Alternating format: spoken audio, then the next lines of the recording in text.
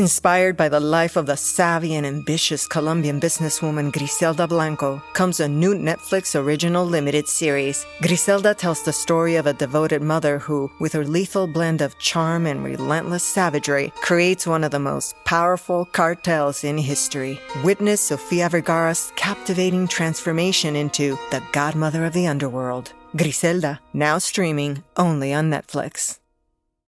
It's not going to be a success-only journey, and that's okay. It's that leap of faith that you have to have in the beginning, but also believing I am worthy, I am enough to figure this out.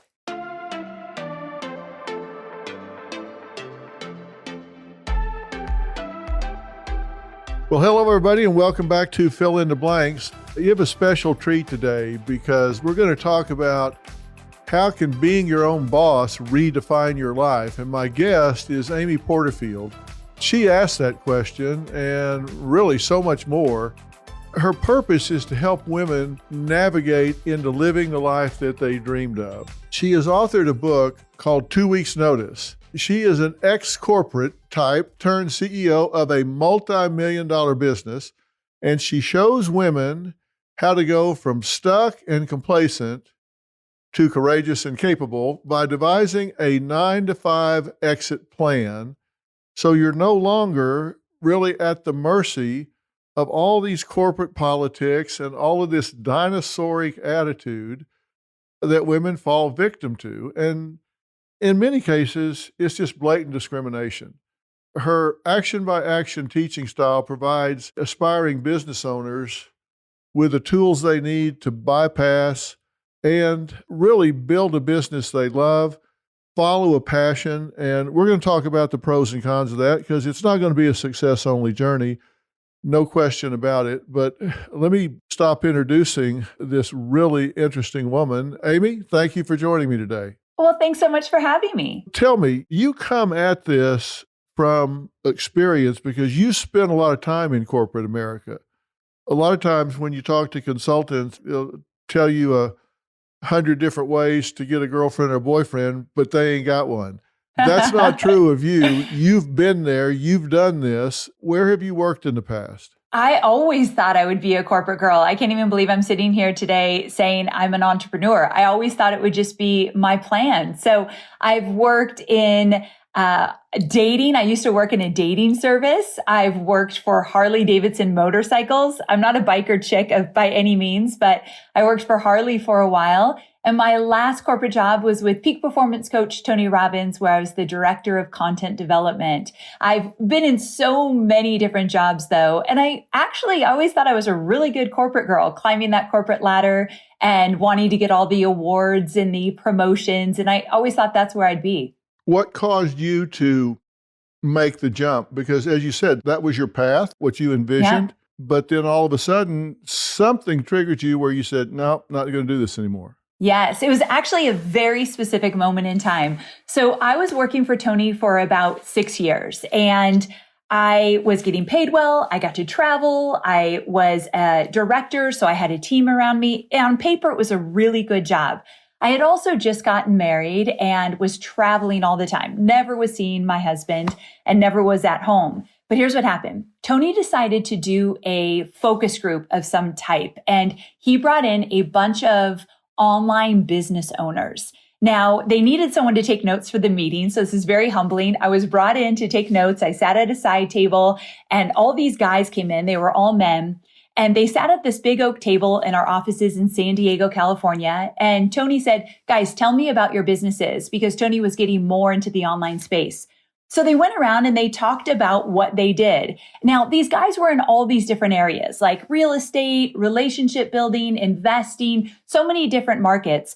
But they all talked about freedom. They were working when they wanted, where they wanted, how they wanted. They were busting through any glass ceiling, although it was like beyond anything I've ever heard about the kind of money they were making and the kind of impact they were making. And I realized for the first time in my life, I have never been free. And so I took the worst notes of my life that day because I just wanted to hear what they were saying. I didn't really understand what they were doing, but I did understand they had a lifestyle of freedom. I did understand they were making a lot of good money and a lot of good impact. And for the first time, I looked back at my life and I thought, I've always had a boss. My first boss was my dad. He was very strict, his way or the highway. So I grew up with this dad that was essentially my boss. Then I get into the corporate world. I've always had bosses. I've never, ever called the shots. And so that was that turning point that I thought, I don't know what these guys are doing, but I'm going to figure this out. I need to be my own boss. And did you decide at the time that there was something to being your own boss that you pick up somewhere that had not been shared with you? Because saying you want to be your own boss and then having the skills, the abilities, the support systems, the intuitions, the insights, the understandings to actually be your own boss are two very different things. Everybody wants to be their own boss, but being able to do it successfully are two very different things. In that moment, if you put me back into that meeting, I had no idea how to be my own boss. And I sure as heck didn't have the confidence to do so. I had done well in corporate and I wasn't a vice president or a big shot over there, but I had done well enough. So yeah, in that moment, no, I did not know how I was going to do this, nor did I really believe that I was capable. But here's why I know that I had to figure out how to make it work. I just wanted something more so than I wanted security or comfort. And I really, looking back, I've thought about this a lot. I was secure in that job, regular paycheck, paid vacations, good job. Security was important to me. But in that moment, for the first time, something else was more important than security or comfort. So I was bound and determined to figure out how to be my own boss. You know, when I've talked to people over the last 45 or 50 years, they describe what you're talking about as a comfort zone. They say, I do have the security. It may not be everything I want. I may not have all the lofty things I want. I may not have time with family that I want. I may not have the nicest house that I want. I may not have the creative license I want, whatever currency they're lacking. And I think there are lots of different kinds of currency. There's monetary currency, freedom currency, spiritual currency, emotional currency, lots of currency. But they always say that it's getting out of the comfort zone, taking that risk that keeps them settling for what they don't want instead of reaching for what they do want. And it sounds to me like you're saying that the pain of staying where you were was worse than the pain that you imagined if you reached for something, even if you failed. At the moment, if you asked me, Amy, this was 15 years ago, were you prepared to fail? I'd probably say, oh gosh, Dr. Phil, I don't know. That's like a big question. I don't know if I was ready in that moment, but I did know that what was keeping me safe was keeping me stuck. I just knew that there was something in that moment. I thought, I'm watching these guys, and if these guys can do it, there was a tiny little courage voice inside me thought, if these guys can do it, I can figure this out. Like, come on, there's got to be a way. And so when I realized, wait a second, I feel stuck. I never see my husband. I'm always on the road. I've hit a glass ceiling. I know I can make more money than what I'm going to make here. There's got to be another way. So I think it was this desire for something more that I thought, okay, I'm willing to take a risk. Now, here's the thing. The reason I wrote the book 2 weeks notice is I don't think that some woman in a 9-to-5 job is going to have a moment like, you know what? I got to be my own boss. Let's go. And she gives her 2 weeks notice tomorrow. That's not how it happens. What I had to do is I had to build a runway. And I talk about this in the book where there were things that I had to make calculated moves in order to be ready. It took me a full year from that fateful meeting to actually driving out of those San Diego offices in my little white car with my back of my car packed with all my boxes from my office and drive out into the sunset. It took me a full year and I did it scared. Like I did not do it fully confident. But again, I think the pain of staying was bigger than the comfort of being there. And so I think that is something that anybody listening right now, ask yourself, what do you want? I think the reason we stay stuck is we don't even know what we want. What do you want? I didn't want to be told what to do, when to do, or how to do it anymore. I didn't want to be on someone else's time or someone else's dime. I didn't want to be bossed around anymore. It was like finally hit me. And that kind of energy, that kind of like fierceness in me, it took a little while to me to get the courage to leave, but I really do think we have to kind of dig that up.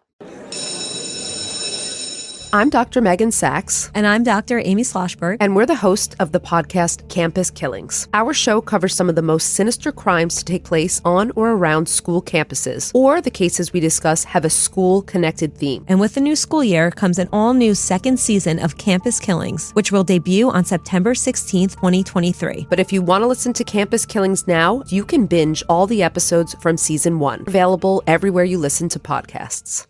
I'm Katie Maloney, I'm 37, a divorcee, and I'm out here falling in love every day with myself. And I'm Dana Cathan, 33, former needy mess, and delusional Leo, but I've never been happier. Never been happier. You know that. Good. The foundation of this podcast is for people who want to live their life unapologetically. It's a safe space for anyone who's going through a transition in their life or just dealing with the regular bullshit. It's a religion. We're not saying that we're looking to start a coven, but that might be why we started but this we're podcast. not saying that. Join our cult. Community. The coven. Religion. Okay, let's just stick with community. Listen to the podcast. Listen to the podcast. Well, I'm glad you're describing your process because I've said to people before, you've got to be willing to take some chances and be willing to have not a success-only journey if you're going to get what you want. And I've had a lot of people say, well, that's easy for you to say. You're Dr. Phil. You can kiss a few frogs along the way. I live paycheck to paycheck. I've got 3 kids. I've got a husband that's hurt and not on the job right now. And that's all well and good. But if I take that risk to chase my own dream, I'm jeopardizing my family's well-being. But what you're saying is I didn't get up that day all fired up and thumping my chest and say, I'm out of here. I took a year to make a plan and figure out what I wanted to do. I've always said the difference between a dream and a goal is a timeline and accountability. Yes. And you've got to identify the steps. So what did you do during that year that got you ready when you got in your white car and drove out with boxes blocking your rearview mirror? Yes. So the first thing is what I mentioned earlier. I had to get really clear on my why, because when my worries would knock me down, and they did, I was terrified to leave my 9-to-5 job. When my worries knocked me down, my why would pick me back up. So I already mentioned, I was very clear. I didn't want a boss. Didn't want to be told what to do, when to do it, or how to do it. I wanted freedom. That became more important than safety or security for the first time in my life. So it was like a light bulb switched on for me. So first I got clear on my why. The second thing is I had to choose an exit date. If you don't schedule it, it is not real. And I realized probably about 6 months into me exploring this, if I don't choose a date, I am never leaving here. And so I chose a date and I put it on a Post-it note and I put it on a mirror where I saw it every single day when I got ready.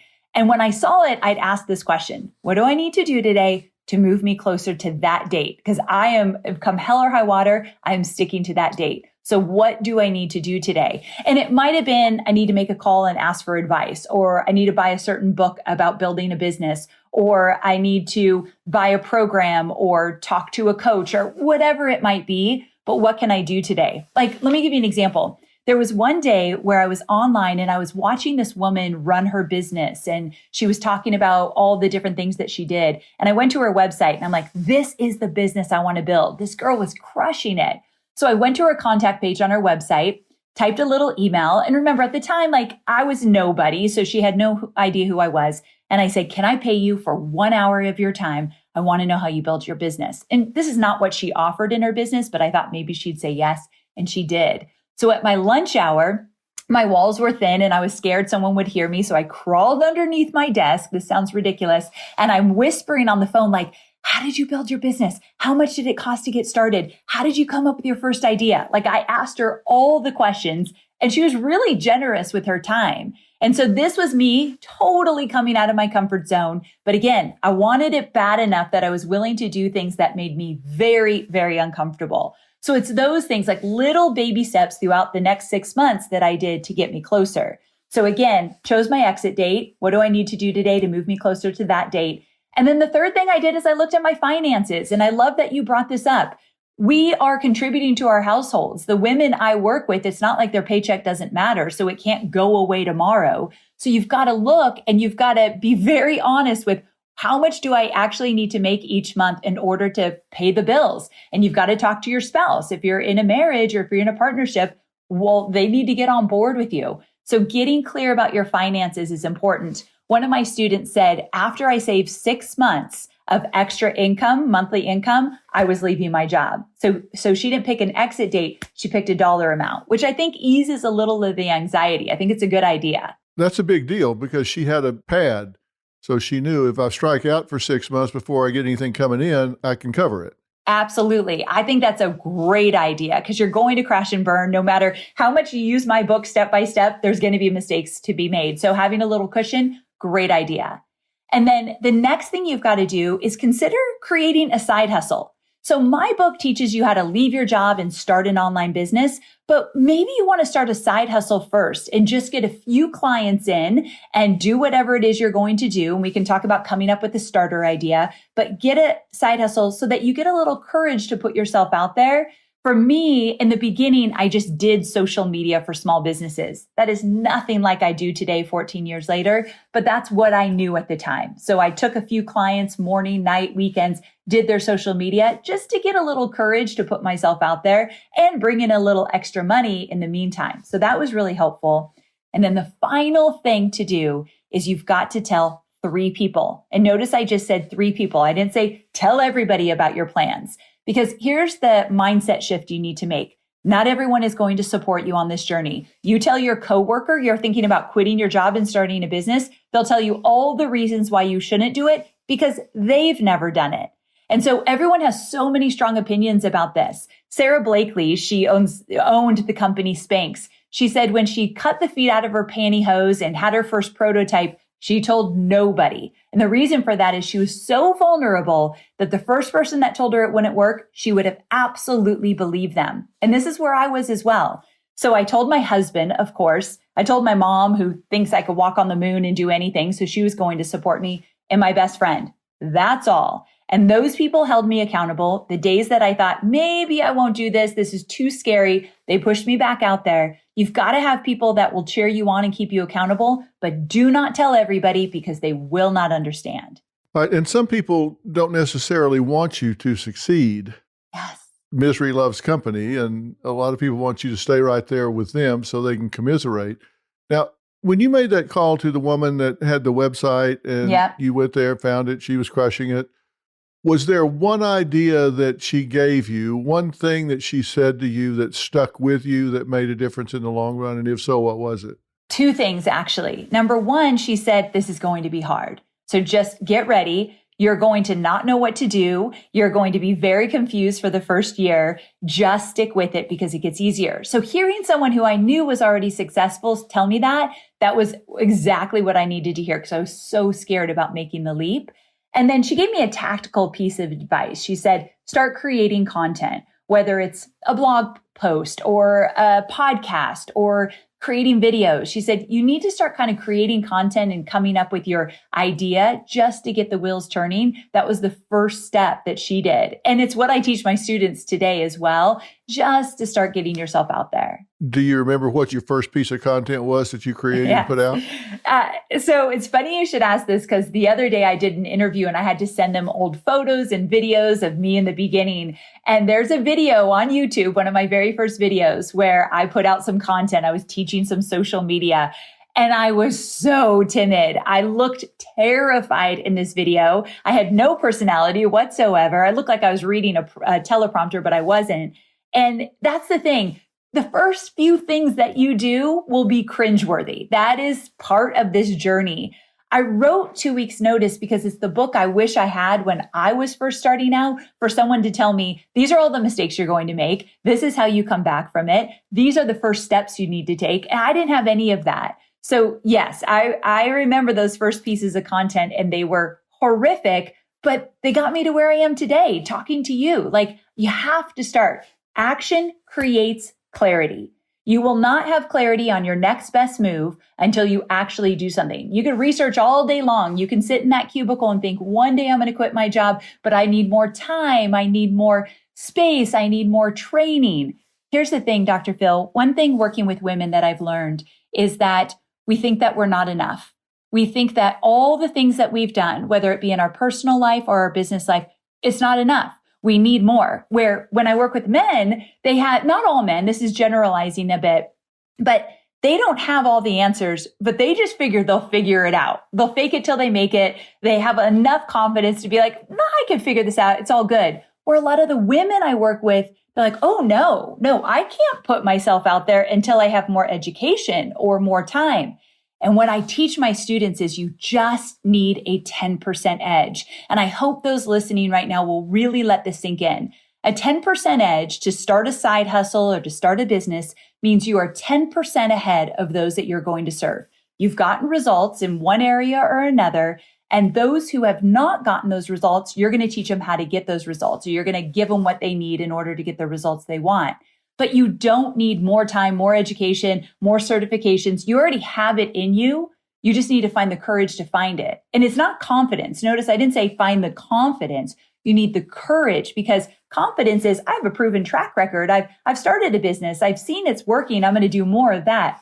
We haven't seen if it's going to work yet. So it's that leap of faith that you have to have in the beginning, but also believing I am worthy. I am enough to figure this out. There are over 90,000 people missing at any time, and over 500,000 are reported missing every year. And that's just in the United States. I'm Mike Morford. And I'm Jess Betancourt. And in our podcast, Missing Persons, we discuss cases of people who have gone missing under mysterious circumstances. And we're joined in each episode by guests who are either related to the missing person, investigating their disappearance, or advocating for answers in the case. Missing Persons is available everywhere you listen to podcasts, and there are dozens of episodes to binge on right now. Subscribe today so you don't miss an episode.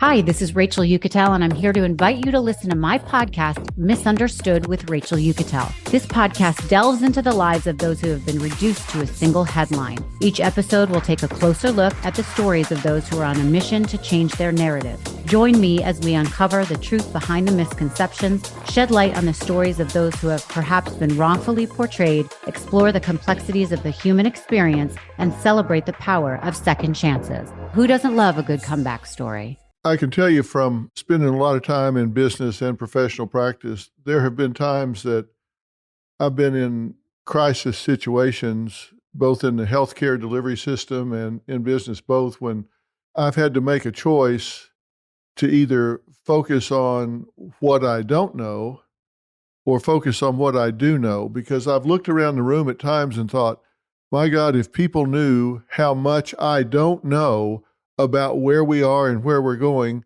they would throw me overboard. Wow. But then I've also thought, on the other hand, as much as I don't know, what I do know is so much more than what the other people in the room know, that while there's still a lot to learn, I know more and I have the courage to implement that more than anybody else in the room. They're right to be looking to me to say, what do we do next? Somebody's got to take the lead. They're right to be looking at me to do that, even though I'm sitting here thinking, I'm astounded at how little I know about this.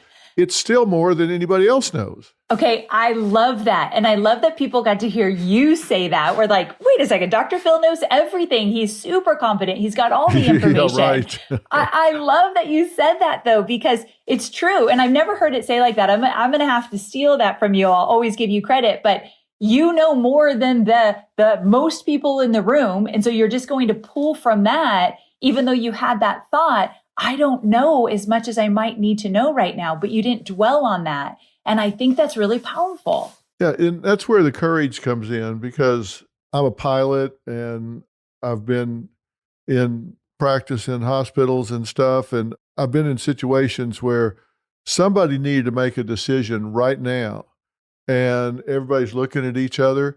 No, somebody needs to make a decision right now.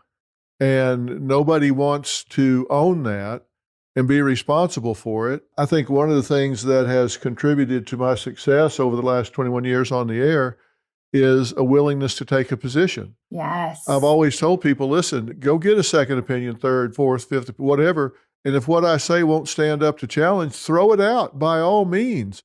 But I am going to tell you what I think. I'm going to give you my best understanding of this situation as I know it now. Might change it later, but I'm going to give you the best knowledge I have right now today, and I'm going to have the courage to step up and tell you what that is. Like you said, that's not confidence. It's not knowing everything. It's just having the conviction to say, I'm going to give you the best I have. And, Maya Angelou said it best. She said, you did what you knew how to do. And when you knew better, you did better.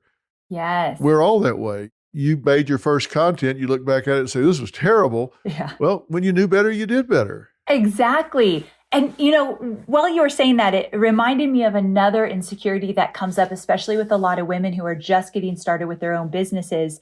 They don't have all the answers. Nobody does. And so we start to think, but what if I mess up? What will people think? It's not necessarily that we're fearful of starting something new, which that could be part of it for sure, but it takes it a little farther. What if I do this and I crash and burn or mess up? What will people think of me? This is another reason why people don't go out on their own. Many women don't go out on their own. And I had all of these feelings as well. Here's how ridiculous mine was. I used to, when I first left my 9-to-5 job with Tony Robbins and I went out on my own, I was making all these videos to post on YouTube and I posted none of them. And one day my husband came in and he's like, why aren't you posting these videos? You're making them all day long. You need to get yourself out there. You need clients. And I said, I'm so scared about what my old coworkers are going to think, or I'm so scared what Tony Robbins is going to think when he sees my videos. And so I can't do it. And he's like, babe, I love you so much, but I got to give you some tough love. Tony Robbins is not watching your videos. He does not care. He's building an empire. And your coworkers are busy with their own lives. They don't care as much as you think they do. I think we care so deeply about what other people think of us, or like making a decision and it's the wrong one. And what are they going to say? What are they going to do? That we don't do anything. And I learned early on that if they're not paying the bills, they don't get an opinion. So sure, I might make a bad move online. I may make the wrong decision. I've got to course correct. But anyone who has opinion about that, if they're not paying my bills, if they're not living my life, they don't get an opinion over what I do. And the minute we let go of that fear of what everyone else is going to think of us, we're going to act more courageously and get into motion. Yeah, my dad said it really well. He said, you wouldn't worry so much about what people thought of you if you knew how seldom they did. I love that. That's essentially what my husband Hobie was trying to say. They're not thinking of you. And I thought everyone had their eyes on me. No one did in the beginning. Yeah, trust me. They got enough going on in their own life to be worrying about what video you're posting or not posting. Amen. So true. And for the people that it resonates with, they're glad you did. Now, you have some things that you talk about, tips to navigate the 5 most common boss traps, and one of them is superwoman syndrome. Talk about that for a minute. Yes. So superwoman syndrome is believing that you have to do all of it on your own, that you have to wear all the hats. And in the beginning, when you create a business, one thing I talk about in 2 weeks notice is you will be wearing a lot of hats for a season of entrepreneurship in the beginning. But the minute you start to get a little traction is when you need to hire. And it's the scariest thing that most women don't want to ask for help. They don't want to have to show that they can't do it all. And especially in motherhood, that so many women are doing it all in motherhood. They know they're doing a good job, or at least they know they can keep it all together. So they take that into entrepreneurship and they do the same thing. Well, the truth is you will never scale a business. You will never make as much money as you deserve. You will never make that impact if you do it all alone. So what I teach my students early on is the minute we start making a little money, we're going to reinvest in helping have someone help us, like a virtual assistant, an assistant that can do a lot of the admin stuff. But thinking you can do it all on your own literally will keep you playing small. You absolutely cannot make a big splash in your business on your own. So take that off of yourself. Take the pressure off that you've got to do it all alone. Here's another quick boss trap that comes up. So one, superwoman syndrome, and we're all going to agree we don't have to do it all on our own, and that's not how you build a business. Another one that comes up is once you get out on your own, you still act like an employee. So there's this concept I teach in my book called unbossing yourself. You have to learn to unboss, meaning step into I'm the boss, let go of I'm the employee. I had a really, really hard time with this. So when I went out on my own, I started to do social media for small businesses. So I had a bunch of clients.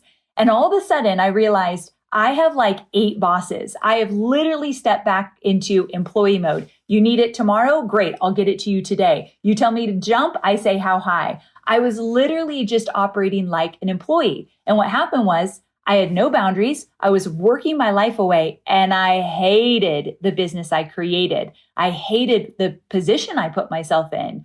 So how do you unboss yourself? How do you go out on your own and not step right back into being an employee?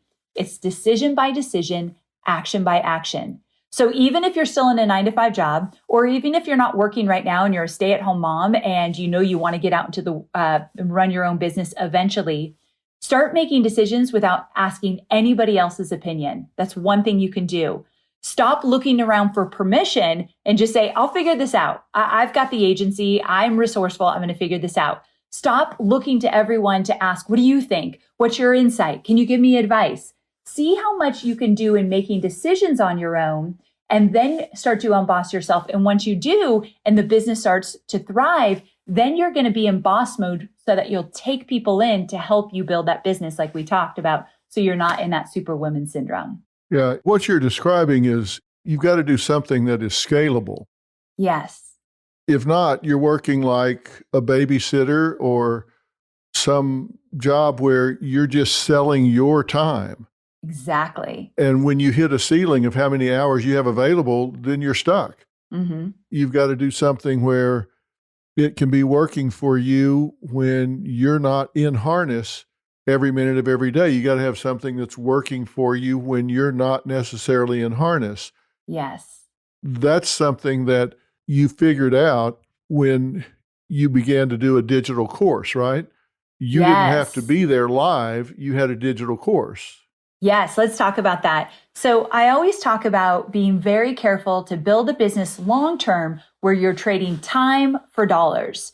Because when you're trading time for dollars, like you said, there's only so much time in a day that you can work in your business. So there's only so much money that you will make. So like when I first started out and I was doing social media for small businesses, there's only so much money I could make because it was just me. And then I brought on one team member, still only so much we could make.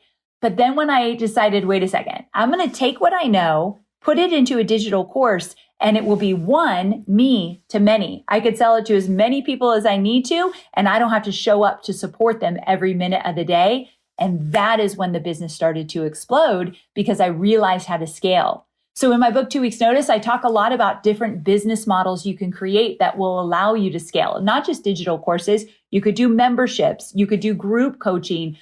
You could do masterminds. There's so many different things you could do that are one to many.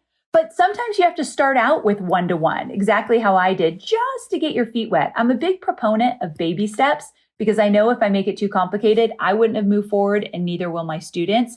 But over time, we've got to move into a model that will scale.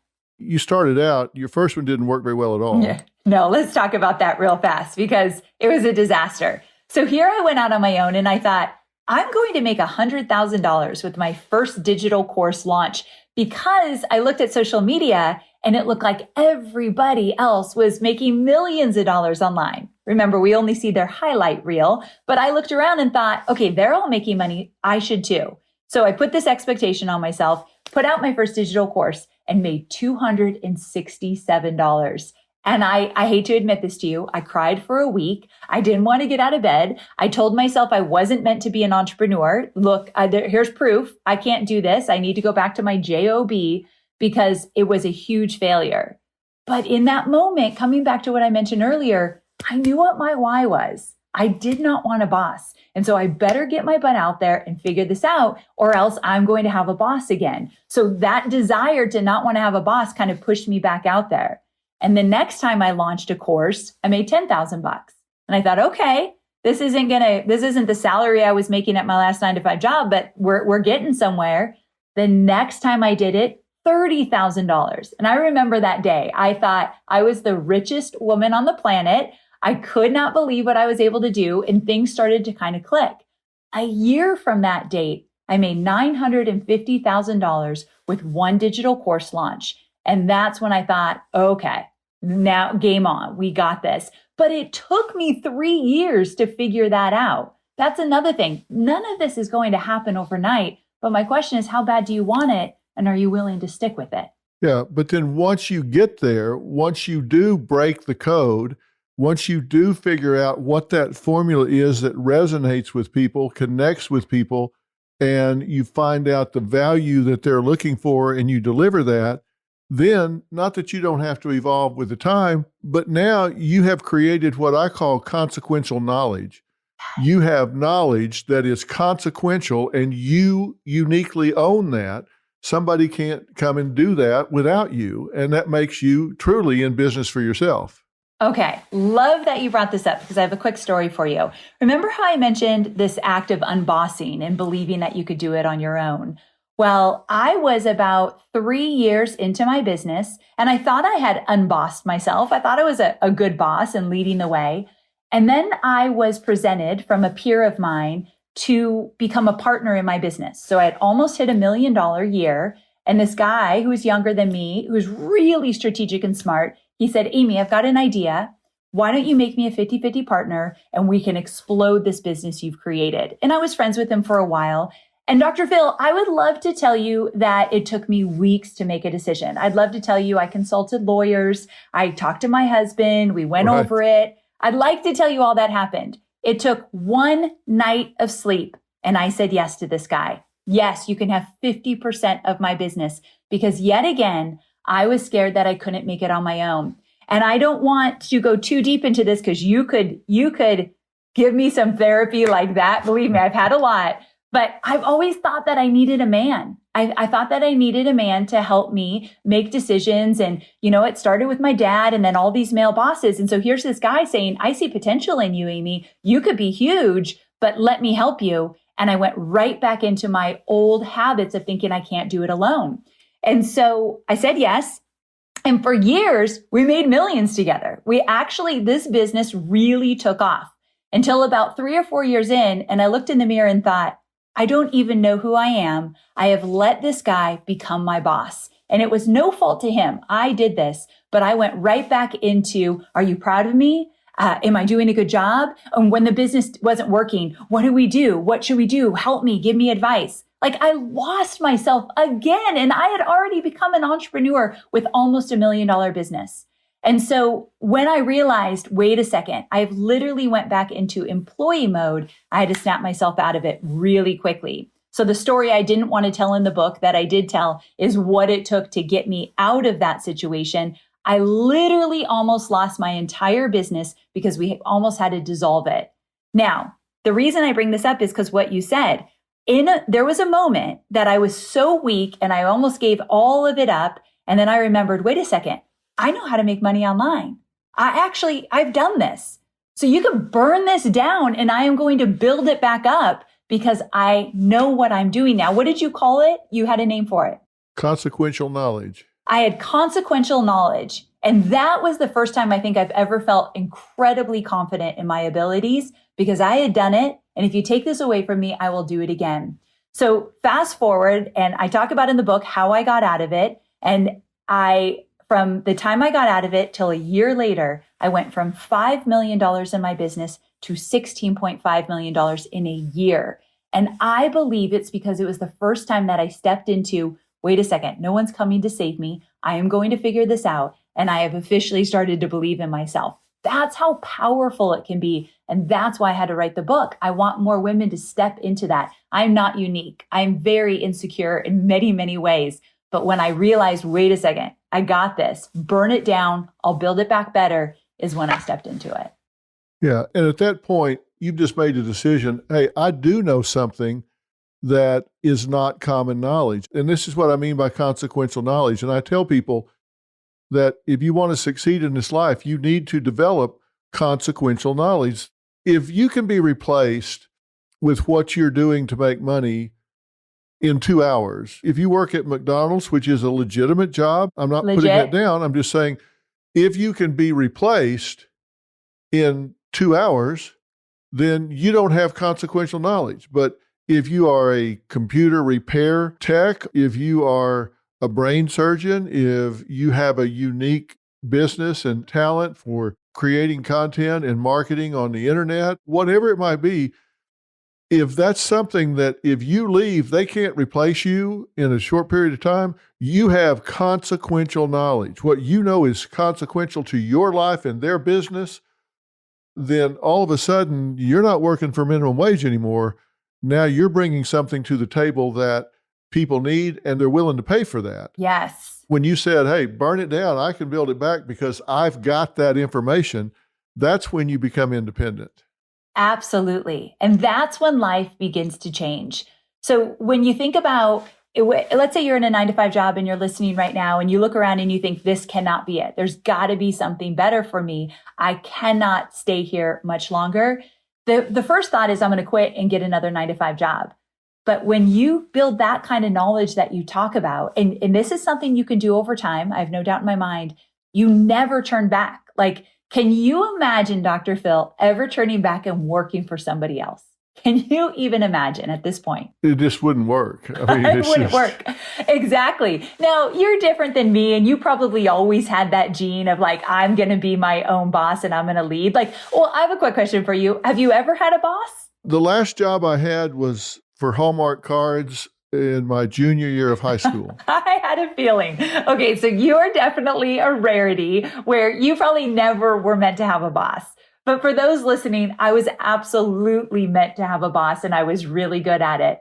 But I didn't realize when I didn't have a boss anymore, you will never, ever go back. There's nothing in you. When you get a taste of freedom of being your own boss, you will never, ever let anybody walk all over you, decide when you can take a vacation, when you can get a raise. All of that becomes like, no, that's not part of my story. So I just am here to prove that it is absolutely possible to move from employee to boss over time. It's just one decision at a time. And I want to say at the same time, not all bosses are evil. I totally agree. Yes. Whether they're male or female, young or old, whatever, not all bosses are evil.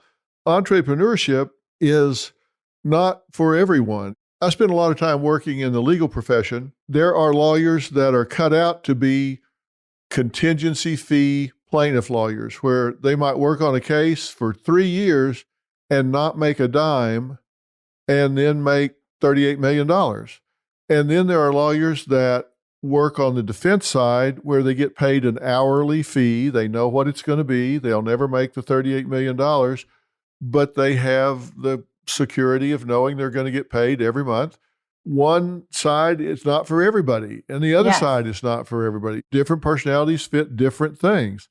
But if you hear that call of wanting to be in business for yourself, wanting to chart your own course, once you do it, you burn the ships in the harbor. There is no going back. I love that you said that. And I love that you said that not all bosses are bad. Actually, I had great bosses. I didn't hate my job. That's something I want to touch on really quickly. Some people are listening and they're like, actually, I have a good boss. I have a good company that I work with. I feel like I had golden handcuffs. I had a good boss. I got paid well. I got to travel. I got to work with Tony Robbins. Like, how cool is that? All of that on paper was great, but I wanted something more. And so I agree that entrepreneurship is not for everybody. I have a sister who's a second grade teacher that never in her wildest dreams does she want my life. She thinks my life is crazy compared to her life. And so she is never going to do this. However, when I looked around personally and realized this is not what I want, it didn't mean I had to hate the life I had. It's just that I had bigger aspirations for me. So some people listening, you don't have to be miserable to go after bigger dreams. You just have to get clear on what you want. And I think that does kind of change things a little bit for some. Yeah, I think it's so important that people define what success looks like and feels like for them, because the worst thing in the world I think you could do is succeed at the wrong thing. Can you imagine spending your whole life and becoming the best accountant ever to account? And then you get at the end and say, my God, I have become the supreme accountant on the planet, and I wanted to be a guitar player. Oh, I mean, exactly. How miserable would that be? And then for some people, like my mother, rest her soul, she asked me one time, she said, how many people do you have working for you? And I said, I don't know, 300, 400, I don't know. She said, well, what is your payroll? I said, 40 million a year or something. She said, oh my God, I'm just going to take to the bed. She would rather do anything than be in that situation. Yes. And that is okay. She would have been miserable. Yes, it's true. So getting clear about what you want, I think that's like the biggest lesson. It's a life lesson. I don't know if we all are really clear about what do you want.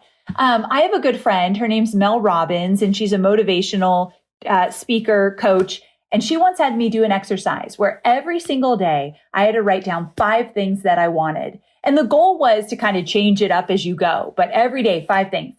I struggled in the beginning to come up with what I actually wanted. I was never even asking myself. So if someone walks away from this episode and the only thing they do is start to get clear on what you really want, I feel like we've won here, because it's a very important question to ask yourself.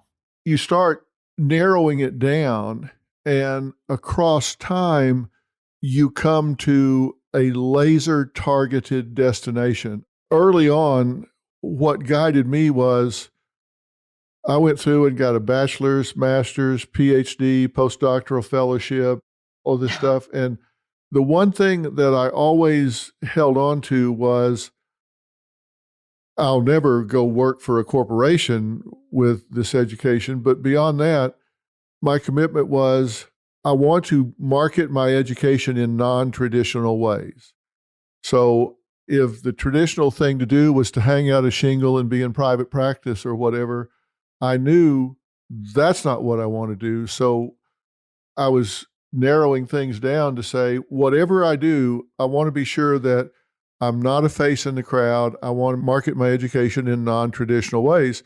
And so from the very first day out of school, I started doing non-traditional applications of my education in like management training, things like that, in addition to some of the other things. And it opened up all of these different avenues. It made a huge, huge difference in where I wound up today. And maybe that's what people do. They may not know, I want to go start a surfing business or a content business. Maybe it's just, here's what I don't want to do. I want to do something that's in this category, and I'll figure that out as I go along. I love that 100%. That's why I say action creates clarity. What I do today, I help people build businesses online. That was not my end all be all. That's not why I left my last 9-to-5 job. I just wanted something different, like you said. But also, what I also love is you didn't have all the answers. You know, you wanted a non-traditional way to apply your knowledge, but you didn't know what that would lead to. I mean, your life has been incredible, and some of that probably blew your mind at the time that it was happening. That's why we have to just start somewhere. And I love that you said, maybe start with what you don't want to get a little bit more clarity there. But yeah. you just need a starter idea, something in my book that you could read in detail. It's called The Sweet Spot, where I take you through some questions to ask just to come up with that initial idea for you to get going. And one of the questions I ask is, what lights you up? It doesn't need to be your life's purpose, your mission. I feel like that's a very big question. But what do you enjoy doing? Because you also don't want to create a business, like you said earlier, where now you're the best attorney there is out there and all you've ever wanted was to be a guitarist. And so you got to create something that lights you up. Yeah, I think it's so important. And then I think if you can surround yourself with people that share that passion, that want you to succeed, and that succeed along with you, because I've never seen a single person that really succeeded long-term, whether it was in medicine, music, theater, landscaping, whatever it was, that was a lone ranger. They're always surrounded by people that want them to succeed and want to succeed with them. Absolutely. Everybody gets a payoff. It can't be just you. Everybody else has to get emotionally fed, get something out of it as they go along too. And then everybody's pushing the rock up the hill together. I love that. Yeah, you don't want to do this alone. And entrepreneurship, especially the kind that I teach, building businesses online, can be very, very lonely. You got to find your people early on. That's why in the beginning, I said, if you're still in a 9-to-5 job and you have a plan to start your own thing, you got to tell a few people to keep you accountable. But once you get out there, surround yourself with people that are doing bigger things than you that will support you along the way, because you do not need to do this on your own. Are you having fun? Yes, absolutely. And you know what's incredible? My husband and I, we moved to Nashville a few years ago from California during COVID, like everyone else in the world was moving around. And we were at our lake house. We have a lake house outside of Nashville. And we were just sitting there. It was really cold. We were looking at the lake. The fire was going. And I looked at my husband and I said, in your wildest dreams, did you think that this would be our life? And he said, absolutely not. And I felt the same way. And I say that to say, you don't know how good it can get. If you just give yourself permission to explore this and maybe start to think about what you want and maybe get excited about your future around what is possible, you could blow your own mind. So I'm having fun, and I absolutely can't believe I get to live this life. So that's why I want to introduce more people to it. Amy, I want to thank you for talking to me. Amy's new book is 2 Weeks Notice. Find the courage to quit your job, make more money, work where you want, and change the world. This is a book that I think you're going to really, really enjoy if you're wanting to maximize your experience in life. And remember, this is not a dress rehearsal. We get one pass through this life. One of the things that really impacted me about your book, Amy, is that you're really transparent. Like you say, you go on the internet and these social media platforms and everybody shows you their highlight reel. Right. And you don't do that in this book. You talk about the things that worked. You talk about the things that didn't. You talk about your highlights. You talk about the lowlights. You talk about being afraid, overcoming that. You're really transparent in this book. And I think that's why people that haven't read this book will really relate to it and say, okay, it's okay to be afraid. It's okay to have these fears and anxieties, but you can deal with them. It's not going to be a success-only journey, and that's okay. I love the fact that you're so transparent in the book, and it's very action-oriented and hands-on. So I highly recommend that women that want to make a change in their life read this book. And I think it's going to improve not only their professional life, but their life across the board, their family life, their balance in life, everything across the board. You did a great job here. Well, thank you, my friend. That means the world to me. So I really appreciate it. And I appreciate this time. Well, I'm going to put links to this on our website, and we're going to have some graphics on there for you, including the 10 concerns of starting, 4 plans for unbossing yourself, and some other hot spots out of the book that I think will really be interesting to you. Amy, I wish you nothing but the best, and I hope to see you soon. Thank you, my friend. Take care. Thanks, Amy.